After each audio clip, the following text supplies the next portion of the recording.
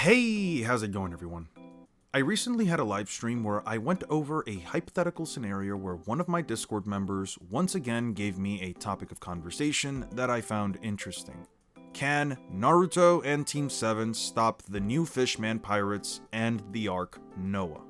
When I first got this idea, I immediately realized how overly complicated it would be to have Naruto and his friends fight against 100,000 opponents in addition to the new Fishman pirate crew, followed by finding a way to stop the Ark Noah from crushing Fishman Island. In all honesty, I would simply have a repeat of my last video where I would have to attempt to scale a bunch of characters that have next to no quantifiable feats.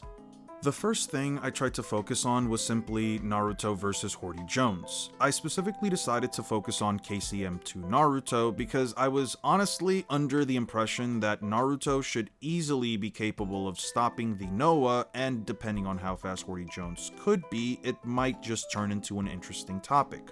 Especially since Naruto wouldn't just be fighting, he would also have to go into the ocean in order to protect Shirahoshi, who was guiding the Noah away since it was specifically following her. In all honesty, I quickly realized this scenario was so one-sided that I decided to make an entire stream around this topic and now a video. The majority of the scaling was done in said livestream with the help of my chat. I'll also be covering some of the questions I was asked within this video, so with all that out of the way, let's begin. Let's just start by discussing KCM2 Naruto. I usually glaze over Naruto's speed scaling only because it's easier for me to say that he is light speed rather than he isn't. In all honesty, Naruto's speed scaling, whether or not people want to accept it, is very contentious and somewhat inconsistent. Within its 700 manga chapters, there are only 2 lightspeed statements within the source material. The first one is Haku stating that he can move at the speed of light while using his ice mirrors, and the second is in reference to Mabui's ethereal transmission jutsu, which teleports objects at the speed of light. Every single other lightspeed statement comes from the databooks, and as I discussed in my stream, most of the time it's in reference to the speed of attacks, not the speed of the user.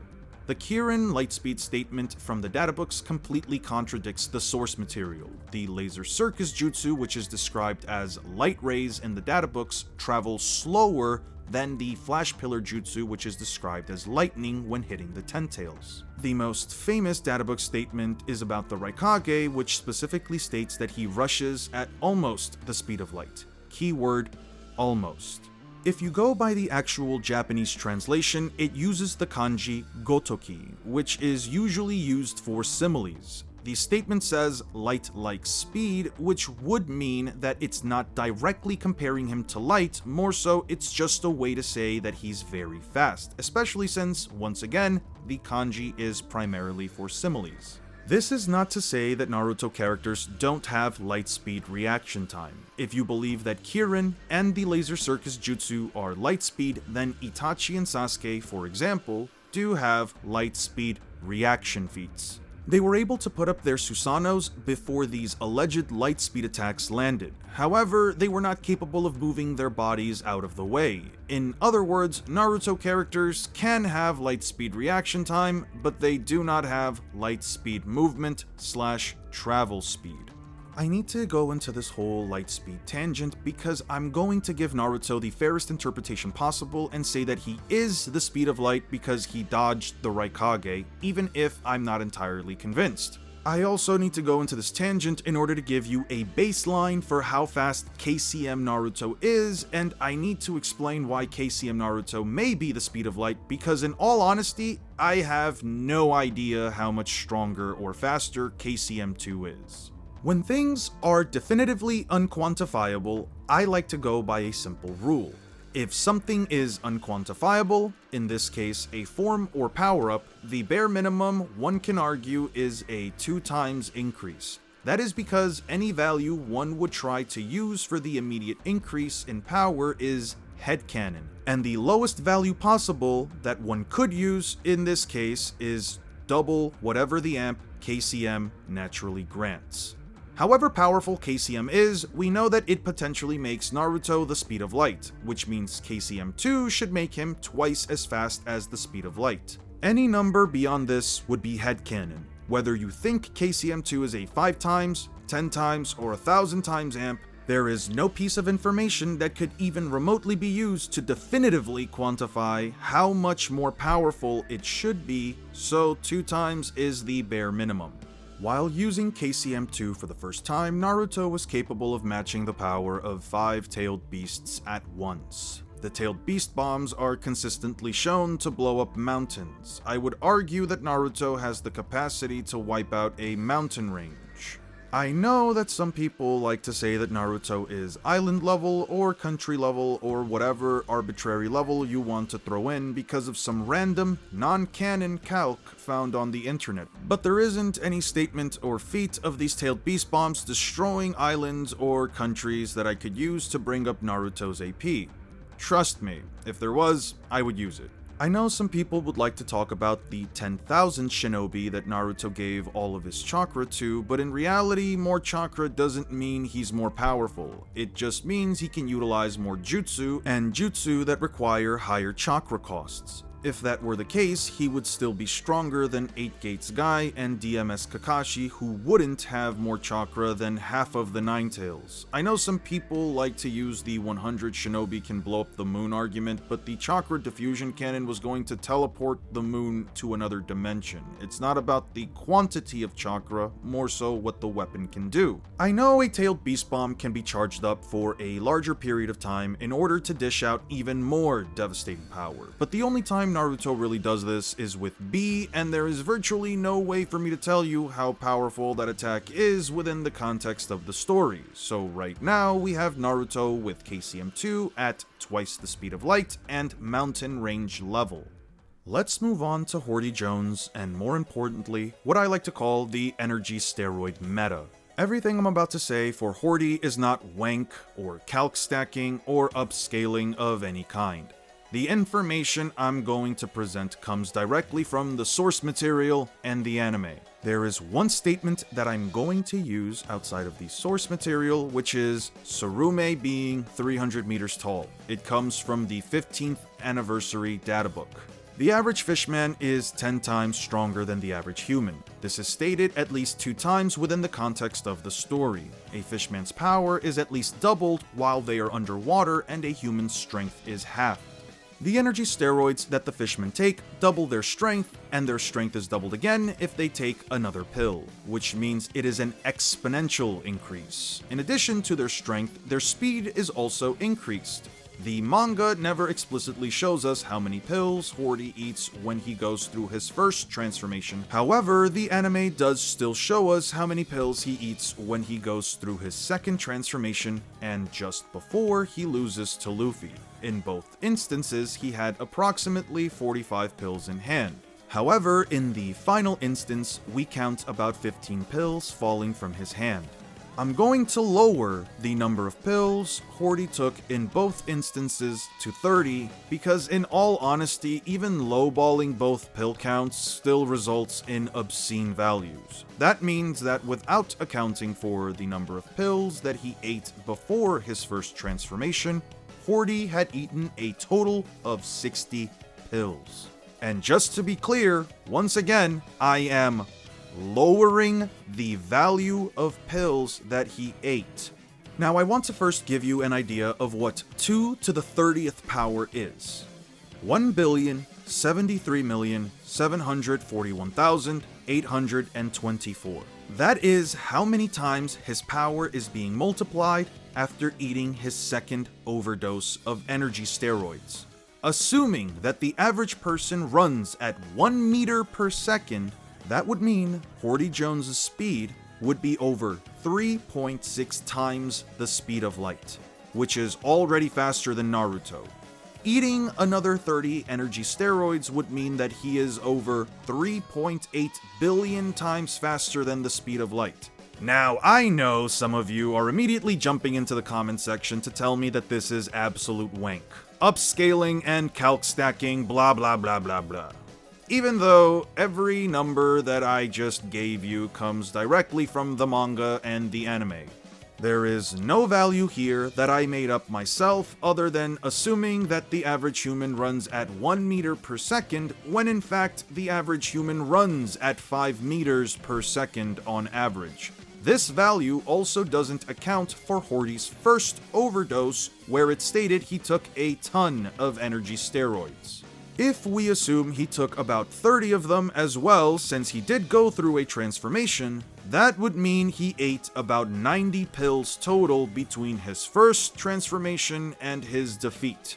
I could talk about how much energy he packs behind his punches, but if I did, it would be somewhere around the small planet level after 60 pills, which I don't think anyone who clicked on this video thinking Naruto would curb stomp is going to want to hear me say, but I'll leave the information up on screen either way. And yes, these values are also a lowball. So let's move on to the Noah. In all honesty, I don't think Naruto can actually stop it, even if he were to bombard it with tailed beast bombs. Kurama's tailed beast bombs are usually shown to be about the same size as the other tailed beast bombs in terms of destructive range. The average mountain is about 200 to 300 meters tall. Tsurume, the giant kraken, is also about 300 meters tall, and it is tiny in comparison to the rest of Fishman Island. The Arc Noah is relatively smaller than Fishman Island, however, it's large enough to be capable of not only popping the island's bubble, but also crushing it. The distance between Gyeoncourt Plaza and the western cove of Fishman Island is at the very least 150 kilometers, considering that Hordy Jones was capable of throwing a droplet of water across the island after his first energy steroid transformation. This is also under the assumption that that droplet of water went from one end of the island to the other. Assuming that each tailed beast bomb is capable of wiping out 300 meter tall mountains, he would have to fire about 500 of them in the small amount of time that the arc was going to take before crushing the island. I don't think it's disingenuous of me to say that it shouldn't be possible, since the most amount of tailed beast bombs Naruto fires is about 4 to 5 in one barrage. Within the 4th Great Ninja War, Naruto only ever made about 3 KCM2 clones maximum when he shared his chakra across the entire Shinobi Alliance. I can't tell you if he can make any more than 3 clones while using KCM2 because it's never directly shown. Naruto never makes hundreds or thousands of clones while he is in Sage Mode or KCM. The most he ever makes in Sage Mode is about 26, and the most he makes in KCM is about 13. I'm aware that he can make like 1,000 clones when he's in 6-path Sage Mode, but it's not inherently the same situation or form, and even then, I think it would be a bit insane to consider that Naruto would need 6-path Sage Mode in order to beat the very first villain of the post-time skip of One Piece. Adding Sage Mode to KCM2 also doesn't change anything, let's be clear about that. Sage Mode is a 10 times amp, which seems to be consistent at least between both the source material and the only databook statement that implies it. Even then, he'd be 20 times faster than the speed of light at best, and 50 times mountain level. Hordy Jones, while underwater and under the assumption that he's under the influence of 30 pills, would still be approximately 89 to 90 times the speed of light, assuming that his normal swimming speed was 25 meters per second, which is 10 times faster than the average human. For context, is still slower than a sailfish that can swim at about 30 meters per second. Everything I've said also doesn't account for the fact that Naruto would have to protect Shirahoshi about 12,000 meters below the surface of the ocean while inside a small bubble that limits his movement speed. I have no clue if Naruto can even swim at the same speed he can run, which would be next to impossible to even argue for. I'm also not sure if he could summon a Kurama avatar without popping his own bubble, and even then, you would have to somehow be willing to argue that the Kurama avatar can be subjected to the pressure of being 12,000 meters below the surface of the ocean without anything to directly support it. I don't even know if he would be able to survive being under that much pressure with or without the chakra cloak. The amount of things that Naruto has going against him is honestly staggering if you were to try and put him in the same position that Luffy was in. I think I made a pretty comprehensive case for why Hordy Jones kind of simply curb stomps the living hell out of Naruto. I've said it multiple times, and I'll repeat myself again. The speed difference between Naruto and One Piece is absolutely disgusting. It's the biggest reason why so many of these matchups are not close in the slightest. If I had anything to go off of, like a statement that said KCM2 is several times or orders of magnitude greater than KCM1, I would 100% use it. But as far as the manga and anime go, this isn't the case. So much of this series' scaling, especially when it comes to its speed scaling, is entirely reliant on supplementary sources like the databooks. This isn't a negative when it comes to its writing as a story, but as far as power scaling goes, you have to just assume and interpret so many of these statements or feats to be at the highest caliber possible. Meanwhile, when it comes to One Piece, a lot of its scaling is way more quantifiable. There are statements that say things are continental. Statements like the energy steroids doubling one's power after every single pill makes this scaling become absolutely absurd. Characters literally dodge beams of light, and things are stated multiple times to be the speed of light. I know some people are going to have their issues with the energy steroids meta, and even I'll agree that the values presented may seem absolutely illogical, but what do you want me to tell you? Oda is the one who wrote down that the energy steroids double in power after every use. He stated multiple times that fishmen are 10 times stronger than the average human, and that a fishman's power multiplies when they're underwater. There isn't a single statement within the entire arc that even remotely implies they were wearing off or they were becoming less effective. If this energy steroids meta becomes the go-to One Piece power scaling meta, then Naruto is definitively the weakest verse because there really isn't any room for interpretation on this.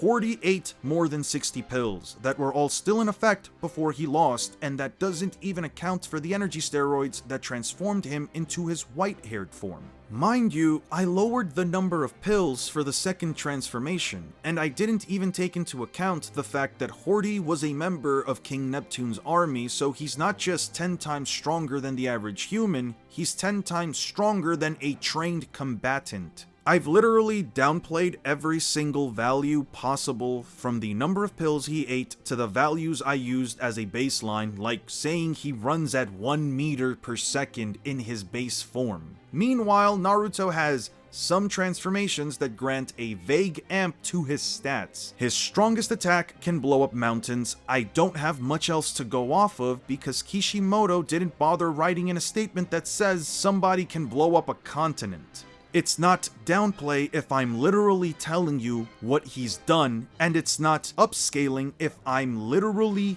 just giving you the information that the manga and anime presented. If Naruto's strongest form before gaining Ninja Jesus powers can't even stack up to the first villain of the post-time skip era, there is no way 99% of the verse is going to do well in most versus battle matchups against One Piece. But that's it for the video. Thank you all so much for watching. I will catch you guys in the next one. Peace out.